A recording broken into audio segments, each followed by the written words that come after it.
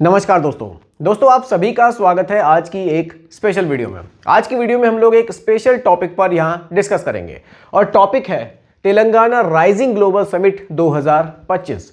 दोस्तों अगर मैं आपसे कहूं कि एक ऐसा स्टेट भी है जो इस समय पूरी दुनिया का ध्यान अपनी ओर खींच रहा है, जहां जो बड़े बड़े हमारे ग्लोबल इन्वेस्टर्स हैं, सीईओज हैं और गवर्नमेंट भी अब पैसा इन्वेस्ट करने का प्लान बना रहे हैं, तो बिल्कुल आप लोग इसके बारे में ज़रूर जानना चाहेंगे। और दोस्तों ये है तेलंगाना इसका सेंट्रल है और यहाँ पर लोग पैसा निवेश करने का प्लान कर रहे हैं।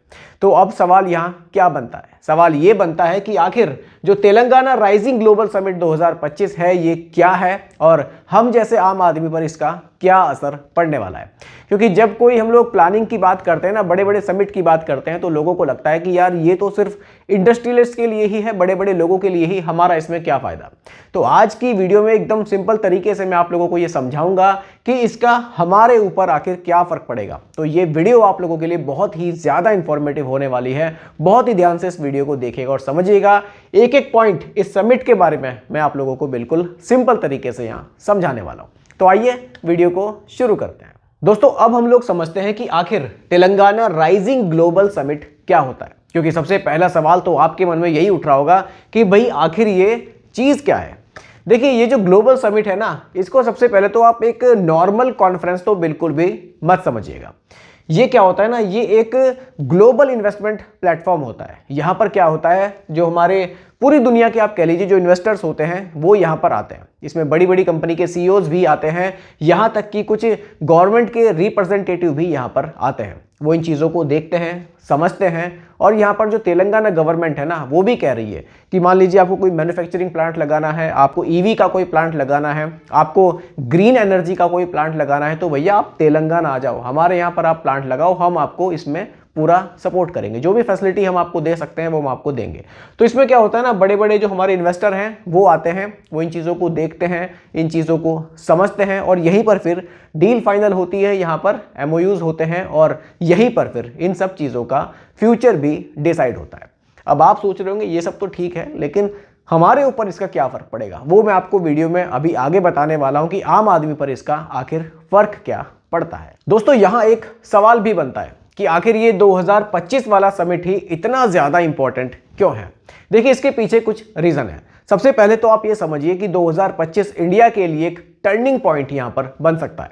अब ऐसा मैं क्यों कह रहा हूँ, कारण यह है कि दुनिया भर के जो मैन्युफैक्चरर है ना, जो अभी तक चाइना में ही मैन्युफैक्चरिंग कर रहे थे, वो धीरे धीरे अब इसको शिफ्ट करने का प्लान कर रहे हैं। और जब शिफ्ट करते हैं तो उनको एक स्टेबल कंट्री की ज़रूरत होती है, जो सेफ भी हो और स्टेबल भी हो। तो इस रेस में इंडिया काफ़ी तेज़ी से भाग रहा है, तो काफ़ी कुछ यहाँ पर पॉसिबिलिटीज़ बन रही हैं। तो तेलंगाना जो गवर्नमेंट है वो यहाँ मैसेज देना चाहती है कि भाई आप हमारे यहाँ आइए, हम यहाँ सिंगल विंडो सिस्टम है, जितने भी क्लियरेंस है वो आपको एकदम फास्ट फॉरवर्ड यहाँ पर देखने को मिलेंगे। अब देखिए जो हमारी तेलंगाना गवर्नमेंट है उसका फोकस यहाँ पर किन किन सेक्टर्स पर है वो मैं आपको दिखा देता हूँ। सबसे पहले है एआई सेक्टर, आर्टिफिशियल इंटेलिजेंस पर। दूसरा है ईवी सेक्टर। तीसरा है ग्रीन एनर्जी सेक्टर। चौथा है फार्मा और साथ ही साथ नए नए जो स्टार्टअप्स हैं। यानी कि यहाँ जो तेलंगाना गवर्नमेंट है वो एकदम जो हमारे फ्यूचर्स के सेक्टर्स हैं उन पर काफ़ी ज़्यादा फोकस कर रही है और दुनिया भर के इन्वेस्टर्स को ये मैसेज देना चाहती है कि आप हमारे यहाँ पर आइए, हमारे यहाँ पर आप जो आपको मैन्युफैक्चरिंग प्लांट लगाने हैं, जो भी काम करना है आप आइए, आपको किसी भी तरह की दिक्कत हम नहीं होने देंगे। एक सिंगल विंडो सिस्टम आपको देखने को मिलेगा, क्लियरेंस आपको बहुत जल्दी यहाँ पर फास्ट आपको देखने को मिलने वाला है। दोस्तों हमारा अगला पॉइंट आता है हैदराबाद एंड तेलंगाना की पावर। देखिए हैदराबाद को अब सिर्फ एक आईटी सिटी कहना तो सही नहीं है, क्योंकि अब ये काफ़ी ज़्यादा एडवांस हो चुका है। यहाँ पर अगर आप देखेंगे तो फार्मा का जो सेक्टर है वो काफ़ी तेज़ी से यहाँ ग्रो कर रहा है। साथ ही जो हमारे नए नए इन्वेस्टर्स होते हैं, जो नया स्टार्टअप शुरू करना चाहते हैं, तेलंगाना मैं अगर हैदराबाद की बात करूं तो ये उनकी पहली पसंद बनता जा रहा है।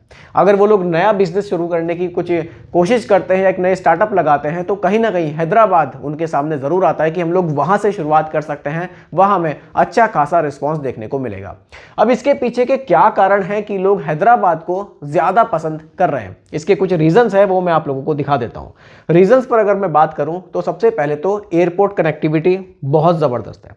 उसके बाद रोड्स एंड इंफ्रा है जो वो एक बड़े रीजन में आता है। साथ ही साथ बिजनेस फ्रेंडली पॉलिसीज आपको यहां देखने को मिल जाएगी, जो कि एक इन्वेस्टर के लिए वाकई बहुत बड़ी बात होती है। सिंगल विंडो क्लियरेंस सिस्टम भी आपको यहां देखने को मिलेगा। अगर आप यहां पर पैसा लगाना चाहते हैं, बाहर की कंट्री से कुछ कंपनीज हैं जो यहां पर चाहती हैं कि मैं अपना नया प्लांट लगा दूं, तो उनके लिए ये सब चीज़ें बहुत मायने रखती हैं, क्योंकि जो सिंगल विंडो क्लियरेंस सिस्टम है ना, ये बहुत इंपॉर्टेंट होता है। कई बार कुछ नया प्रोजेक्ट लगाना होता है, कोई प्लांट लगाना होता है, लेकिन कुछ ऐसे क्लियरेंस होते हैं जिसकी वजह से फिर वो प्रोजेक्ट शुरू नहीं हो पाता, और फिर जो कंपनियां होती हैं कहीं ना कहीं वो फिर स्विच करने लगती हैं। और जब एक कंपनी स्विच करती है तो उसको देख कर ना काफ़ी कंपनीज अपना मूड बदल लेती हैं। तो तेलंगाना गवर्नमेंट यहाँ बिल्कुल क्लियर मैसेज दे रही है कि कोई दिक्कत आपको नहीं होगी। जो रीजंस है मैंने आपको दिखाए हैं कि क्यों ये इनकी पसंद बनता जा रहा है। एयरपोर्ट कनेक्टिविटी बढ़िया है, रोड्स अच्छी हैं, बिजनेस फ्रेंडली पॉलिसीज हैं, यही सब एक नए इन्वेस्टर को चाहिए होता है। और ये जो हमारे बाहर के कुछ इन्वेस्टर होते हैं ना, वो भी इन्हीं सब चीज़ों को देखते हैं और फिर वहाँ पर पैसा लगाने का वो प्लान करते हैं। तो यहाँ पर बिल्कुल यहाँ पर क्लियर है तेलंगाना गवर्नमेंट की तरफ से कि आप आइए, आपका स्वागत है और हम आपको काफ़ी सारी फैसिलिटीज़ यहाँ पर प्रोवाइड करेंगे। दोस्तों ये सब चीज़ें तो हमने समझ ली। अब आपके मन में भी एक सवाल चल रहा होगा कि चलो ठीक है, हमने सारी चीज़ें समझ ली, लेकिन एक आम आदमी पर आखिर इसका क्या असर पड़ेगा। तो अगला पॉइंट मैंने वही रखा है कि एक आम आदमी पर, यानी कि आप पर और हम पर इसका आखिर फर्क पड़ने क्या वाला है।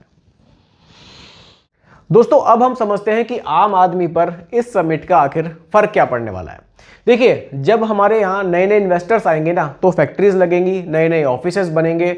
उन ऑफिसेज में काम करने के लिए, फैक्ट्रीज में काम करने के लिए हमें वर्कर्स की जरूरत होगी। वहाँ जो लोकल में जो लोग हैं ना, उनको बहुत सारी जॉब्स अपॉर्चुनिटी उनके लिए वहाँ पर खुल जाती है। साथ ही साथ जो लोकल बिजनेस होते हैं ना, वो बहुत तेजी से ग्रो करते हैं। अब बिजनेस किस तरह से ग्रो करेंगे? देखिए, जब फैक्ट्रीज लगेंगी, नया नया कोई प्लांट लगेगा, मैन्युफैक्चरिंग होगी किसी चीज़ की, तो लोकल में क्या होगा? लोकल में जो आपके होटल बिजनेस हैं वो बहुत तेजी से ग्रो करेंगे। जो आपके फूड बिजनेस है, रेस्टोरेंट बिजनेस है, ग्रोसरी बिजनेस है, इन सब बिजनेसों में बहुत ज़्यादा फर्क पड़ता है और ये बहुत तेजी से ग्रो करते हैं। साथ ही साथ जो एक सबसे बड़ा फर्क आपको दिखाई देगा, वो दिखाई देगा रियल एस्टेट में। जो ज़मीन की कीमत है ना, वो बहुत ज़्यादा बढ़ती हैं। तो वहाँ पर जो वहाँ के जो लोकल लोग होंगे, जिनकी ज़मीनें होंगी, उनकी ज़मीनों की जो कीमत होगी वो उनको बहुत बढ़िया देखने को मिलेगी। मान लीजिए कोई एक ऐसा एरिया है जहाँ पर किसी तरह की कोई पैदावार नहीं है, कोई फैक्ट्री नहीं है। अब आप वहाँ की ज़मीन की वैल्यू देखिए और एक दूसरी ज़मीन जिसके आसपास में फैक्ट्रीज डेवलप हो रही हैं, नए नए ऑफिसेज बन रहे हैं, तो दोनों की जो ज़मीनों में डिफरेंस होता है ना, वो आपको यहाँ भी देखने को मिलेगा। यानी कि आम आदमी पर जो फर्क पड़ेगा, उसको रोजगार भी मिलेगा, उसका किसी तरह का कोई बिजनेस है वो भी ग्रो होगा, और साथ ही साथ अगर उनकी ज़मीन है वहाँ की, तो वो भी, उसकी जो कीमत है वो भी बहुत तेजी से यहाँ पर बढ़ जाती है। तो ये आम आदमी पर इसका आपको डायरेक्टली फर्क यहाँ पर देखने को मिलने वाला है। की तरफ से दोस्तों हमें एक मैसेज भी मिलता है। तेलंगाना राइजिंग ग्लोबल समिट 2025 हमें ये मैसेज देता है कि ये सिर्फ एक स्टेट का इवेंट नहीं है, बल्कि ये पूरे इंडिया के लिए एक मैसेज है। मैसेज क्या है कि इंडिया सिर्फ एक बाजार नहीं है, ये कोई एक मार्केट नहीं है, ये ग्लोबल मैन्युफैक्चरर है। देखिए, अगर तेलंगाना स्टेट अपने इस मॉडल में सफल हो जाता है तो इससे क्या होगा? इससे क्या होगा, जो और भी स्टेट होंगे ना, फिर वो भी इसी मॉडल को फॉलो करेंगे। और इस मॉडल को फॉलो करने से क्या होगा? पूरे इंडिया की ग्रोथ में तेजी आ सकती है। साथ ही साथ इंडिया की जो एक ग्लोबल पोजीशन है वो काफ़ी बढ़िया हमें देखने को फ्यूचर में मिल सकती है। यानी कि जो तेलंगाना का ये समिट है 2025 का, ये कहीं ना कहीं हमें दिखाता है कि इंडिया का अगले 10 से 15 साल का आखिर रोड मैप है क्या। और साथ ही ये मैसेज भी छोड़कर जाता है कि इंडिया अब फ्यूचर का इंतजार नहीं कर रहा है, बल्कि इंडिया अपना फ्यूचर अब खुद बना रहा है।